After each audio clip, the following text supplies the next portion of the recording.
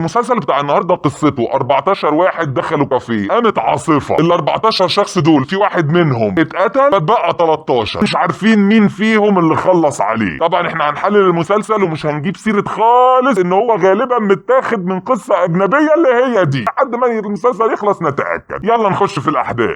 بتبدأ الأحداث بكافيه موجود في وسط البلد اسمه برستيج، وهنا بنتعرف على شخصية أكرم. ده أهم واحد في الكافيه وأقدم واحد في الكافيه لأنه شغال من سنين كتيرة جدا، وبيحكي إنه مفيش أي زبون بيخش الكافيه ده غير وبيطلع منه وهو مبسوط ومتكيف جدا. غالبا هم الكافيه الوحيد اللي عنده شطافة سخن في الشتاء. بنشوف خلة، وده عامل النظافة الوحيد اللي في الكافيه، ودي ديما الشيف اللي شغالة في الكافيه. عدد العمال اللي شغالين في الكافيه قليلين جدا، وده ليه؟ لأن العمال بيطفشوا بسبب إن المرتبات دايما بتتأخر.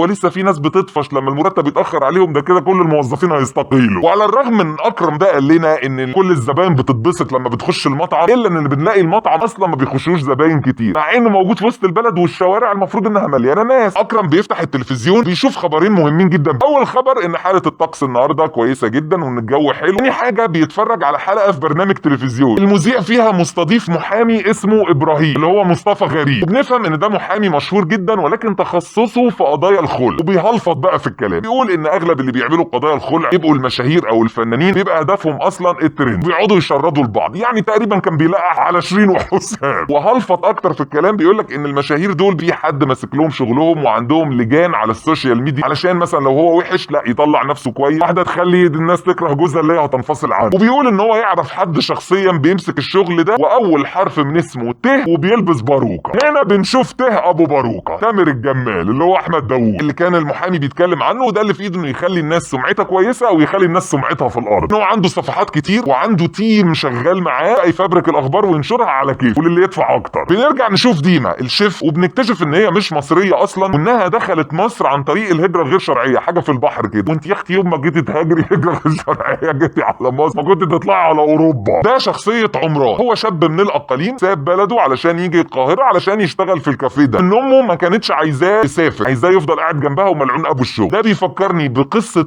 واحد من اللي شغالين معانا هنا في التيم، انتوا ما تعرفوش بس هو دلوقتي عارف نفسه. بنرجع تاني للكافيه، نشوف مستر سيد وهو داخل، ان ده عميل قديم يجي الكافيه باستمرار. طب يقول له انا عايز الوجبه بتاعتي، فاكرم بيقول له شيف ديما لسه ما وصلتش. قال له لا، طالما مش من ايد ديما الاكل لا له طعم ولا قيمه، انا كده هم. طبعا اكرم بيتوه ويحاول يخليه يقعد اكتر، يقول له خد الحجر القص العسول، وديما زمانها على وصول. بعدين بيتصل بديما يهزقها بقى، انت فين يا اختي الراجل هيمشي مننا. في ثانيه الا ثانيه بتبقى وصلت الكافيه، بتدخل عشان تشوف شغلها، فهو بيرجع لها ويكمل تهزيق، يقول لها يا اختي انت ايه الثقه اللي انت جايباها دي؟ ده انا شغال بقالي 9 سنين مفيش مره اتاخرت، وانت ما بقالكيش كام شهر كل شويه تتاخري. اللي مقوي قلبك يا بنت، اللي مقوي قلبها اكيد معاها باسبور مش مصري. فهي بتقول له خلاص خلاص بلا بدي اشتغل، وقف الهيك سيبني اطبخ هيك. وبتقول له ارجوك ما تجيبش سيره لمستر بسام اللي هو صاحب الكافيه. هنا بنشوف مستر بسام وفي 2 زباين كمان، بنشوف حبيبه وصاحبها ميدو. كده هو مش ميدو ده اللي بيطلع يعمل فيديوهات على التيك توك بيشتم فيها، وده كمان بقى يمثل؟ طب يا ريت يا جماعه حد يسال لنا دي ما هي هاجرت ازاي غير شرعي عشان نتعلم. هنا بنشوف شخصيه ما نعرفش دي مين، هي ماشيه في الشارع ان في قطه محشوره، هي بتحاول انها تخرج القطه دي، فبيظهر قدامها تامر الجمال. تقول له من فضلك ممكن تساعدني يا ابني؟ لا ابنك دي مجنونه ولا ايه؟ ما هو الدور ده اصلا كان معروض على محمد رمضان. بيمشي وبيسيبها وبيقول لها انا مش هساعدك ولا حاجه. دخل جوه قعد مع حبيبه وميدو، وبنعرف ان هي جايه تقابله عشان عايزاه يشيرها ويطلعها ترند حتى لو بفضيحه. بالصدفه مصطفى غريب اللي هو المحامي بيدخل، طبعا لا هو ولا تامر الجمال دول بيطيقوا بعض، من نظراتهم بنفهم ان في بينهم نوش. بعدين اكرم بيبقى عايز يسخن الليله شويه، فبيجيب الحلقه اللي كان مصطفى غريب طالع فيها وبيخبط في تامر الجمال، بينزلها على تليفونه وبيوصلها بالتلفزيون، فكل اللي قاعدين بيشوفوها، وهوب الدنيا بتتشقلب. بنلاقي مصطفى غريب واحمد داوود قاموا شبطوا في بعض وكانوا خلاص هيضربوا بعض، لولا بس ان مستر بسام واكرم بيحاولوا انهم يهدوا الليله بينهم. الست اللي كانت بتنقذ القطه بره بنلاقيها داخله الكافيه ومعاها القطه، اكرم بيوقفها بيقول لها لا ما ينفعش تخشي بالقطه، احنا هنا مطعم، يعني اخرنا ودن القطه في الملوخيه لكن القطه نفسها لا. فبتطلع بره بتخبي القطه في هدومها، مش عايزه تسيبها في الجو اللي بره لان بره كانت بتمطر جامد، وتخش تاني وهي مخبياها. معاهوس اهي دينا اهي وصلت، معاها واحد غالبا ده الصبي بتاعها. دول ايه لازمتهم في الاحداث؟ هنعرف ده قدام. كل اللي قاعدين في الكافيه بيتجمعوا قدام التلفزيون. بنشوف الست المذيعه بتقول لهم ان درجات الحراره اتشقلبت، وان الدنيا فيها امطار وسيول، وان الشوارع كلها غرقانه، وهي الشوارع محتاجه تغرق من سيول. لما بتمطر قد كده الشوارع بتغرق والبلاعات بتتسد. قالت قالت لهم كمان ان في 3 اشخاص توفوا لان نظرا للامطار وللسيول الكهرباء وقعت في الشارع والناس بقت تتكهرب. وده معناه كل اللي في الكافيه لازم يفضلوا جوه الكافيه، ما ينفعش يخرجوا منه، لان اللي هيخرج هيتوفى، لو فتح الباب اصلا الميه المكهرباء هتخش وممكن الباقيين يموت. مستر سيد بنشوفه بيخرج بره الكافيه ما كانش مصدق الكلام ده، بس الله يرحمه كانت عينيه مغربه، فهوب اتلسع ووقع. وفجاه النور بيقطع، محدش بيبقى فاهم النور قطع ليه، بس النور بيجي على طول. ولما بيجي يلاقوا تامر الجمال احمد داوود رايح في دم. وبكده ال 13 قال له واحد وبقوا 12 واحد بس. هراجعهم معاك: اكرم وبسام، حبيبه وميدو، عمران، ابراهيم، دينا الرقاصه والصبي بتاعها، الست بتاعت القطه، خله، شيف ديمه، ومين كمان؟ طفل صغير كان موجود بره الكافيه لما الدنيا مطرت، صعب عليهم دخلوه جوه. هنا بيبدا كل واحد فيهم يشك ان التاني هو اللي عمل كده في احمد داوود. بيقولوا لا عمل كده اكيد واحد مننا، واحد من ال 12 اللي موجودين، لان بمنتهى البساطه لو كان اللي عمل كده خرج ما هو كانت صعق وجراله حاجه، لا يقدر حد يدخل ولا يقدر اي حاجه. ويبتدوا بقى يشكوا في بعض ويشوفوا مين اللي ليه دافع ومين اللي ليه مصلحه. هنا بنرجع فلاش باك، بنشوف الواد اللي كان بيشتم ده طالع بيتكلم في التليفون مع واحد صاحبه اسمه عبد الرحمن، بيقول له ان هو مش طايق تامر الجمال لانه هيطير منه السبوبه وانا لازم انتقم منه النهارده. الشاهد الوحيد على الموضوع ده هي الست صاحبه القطه، هي اللي شافت المكالمه لما كانت بتحاول تنقذ القطه. الست دي هي صاحبه القطه بتطلب من كل واحد انه طلعوا تليفوناتكم وسيبوها على الترابيزه، لان مجرم ممكن يستخدم التليفون يخلي حد ينقذه يخلي حد يقول له حاجه، لا فخلوا تليفوناتكم كلها في حته لوحدها. تطلب من الشيف ديما جوانتي البسه عشان تقعد تفحص الجثه، يمكن تطلع بحاجه. لما بتفحصها بتكتشف ان هو مضروب شوكه من اليمين وسكينه من الشمال. ده معناه اللي عمل كده هو شخص اشول بيستخدم ايده الشمال. طبعا معظمهم كان شاكك ابراهيم، ده غريب، قال لك لان انت اللي اتخانقت معاه، وبعد كده هو يرميها على حد تاني يقول لك لا حبيبه وميدو ما انتوا اللي كنتوا قاعدين معاه. بداوا يلبسوا بعض كعاده المصريين، يعني كله بيلبس كل. فالست صاحبه القطه طلعت صاحبه المحقق كونان، جواها محققه كونانيه صغيره. قالت لهم هنروح بعيد ليه؟ مش في كاميرات؟ نخش الاوضه بتاعت الكاميرات والكاميرا هتفضح مين اللي عمل كده. الوقت ده مصطفى غريب بيسلك موبايله وبيخبيه من غير ما حد ياخد باله، ده عشان يغلوش بيزعق فيهم، بيقول لهم لا انا محامي وبقول لكم قانونا ما ينفعش كلكم تخشوا تشوفوا الكاميرات، ضمني يمكن واحد يفك كاميرا واحد يمسح حاجه. فالمحققه كونان دي بتقول له امك في العشه ولا طارت، انت زيك زينا متهم. فمستر بسام صاحب الكافيه بيقول لهم طب يا جماعه ما الحل سهل وبسيط، ما نخش كلنا مع بعض لوكشه كده اوضه الكاميرات نتفرج. حل يراه اي كفيف بس هم استنتجوه في الاخر. يخشوا فعلا مع بعض وبيكتشفوا ان الكاميرا ما كانتش بتصور لان الكهرباء كانت قطعه، ده برضو حاجه بديهيه يراها اي كفيف بس المخرج كان عايز يموت. بنشوف بقى في هذه اللحظه المميزه ان حبيبه بتعدل شعرها بايدها الشمال، فالمحققه كونان بتقول لها انت شكلك يا بنت شوله، وبتشك فيها وبتنط معاها وريني بتمسكي ازاي الشوكه والسكينه، وريني ازاي بتكتبي. هوب وهم بيتكلموا مستر بسام بيخرج وبيحبسهم جوه الاوضه، بيقول لهم مفيش حد فيكم هيطلع غير لما الشرطه تيجي، لكن بيعرفوا يطلعوا من الاوضه. هوب في نار بتقوم في الكافيه ما نعرفش قامت منين، هوب بيطفوا النار، هوب بيمسكوا في خناق بعض، هوب بيلاقوا مستر بسام هو كمان الله يرحمه، هوب بتخلص الحلقه، وهوب انتظرونا في الجزء الثاني.